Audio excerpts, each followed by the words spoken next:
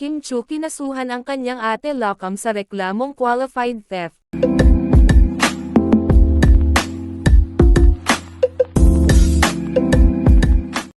Si Kim Chu ay nagsampa ng kaso laban sa kanyang kapatid na si Lakam Bini Chu, o Lakam, matapos madiskubre ang tinatawag niyang serious financial discrepancies sa negosyo nila. Ayon sa reklamo, may substantial amounts mula sa kanyang business assets ang nawawala.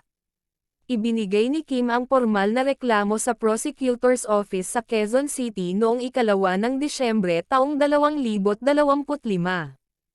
Inamin niya na sobrang mahirap at masakit ang naging desisyon, isa daw ito sa most painful steps na ginawa niya. Ayon kay Kim, ginawa niya ito hindi lang para protektahan ang kanyang kumpanya kundi pati ang kabuhayan ng mga empleyadong umaasa rito. Hindi naman binunyag kung aling negosyo ang tiyak na sangkot. Bago nagsampa ng kaso, sinubukan muna umano nilang ayusin ang problema ng pribado sa pamilya. Ang kaso ay inihain bilang reklamo para sa qualified theft, batay sa alegasyon ng nawawalang pondo.